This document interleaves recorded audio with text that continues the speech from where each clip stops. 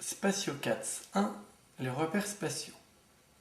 Le jeu contient 3 séries de cartes, niveau vert facile, avec des repères simples, dans, à gauche, à droite, dessus, dessous, au milieu. Deuxième, déplacement un peu plus compliqué.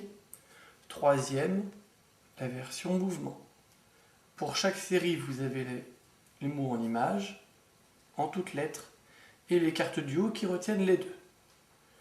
Première possibilité de jeu, jouer au MemoCats. Il faut avoir à chaque fois des paires.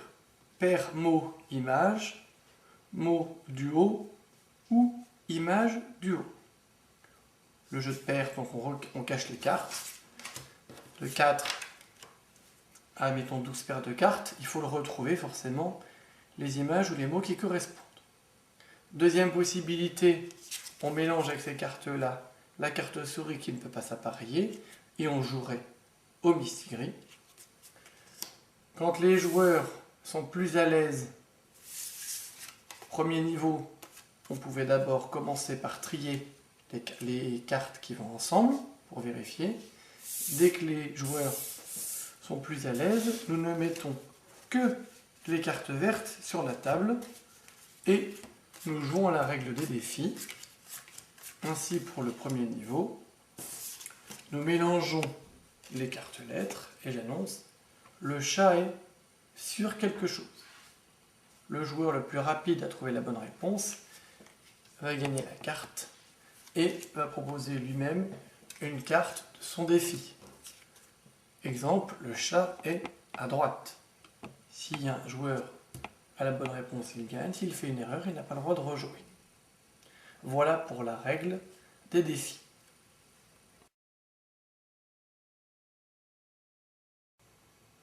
Dernière règle, IdentiCats. Les joueurs ont chacun un paquet de cartes, la carte souris est au centre. On retourne les cartes à tour de rôle. Si jamais nous avons le même mot, la même image, il faut taper très vite sur la souris. Tant que chacun a un mot différent, on continue. Quand deux joueurs ont la même chose, le plus rapide à taper donne ses cartes à l'adversaire, celui-ci les ramasse et le joueur joue. Le but étant d'être le premier à donner tout son jeu. C'était la règle IdentiCats.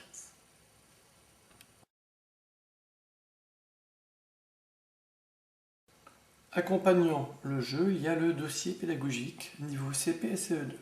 Celui-ci contiendra différentes règles de jeu, donc 11 règles, 17 activités ludiques, un plateau de jeu, 6 planches de domino et 4 planches de bingo.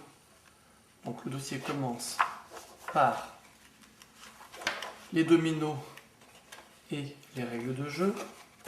Viennent ensuite les activités ludiques liées à tout ce qui sera le déplacement à gauche, en bas, au milieu, etc.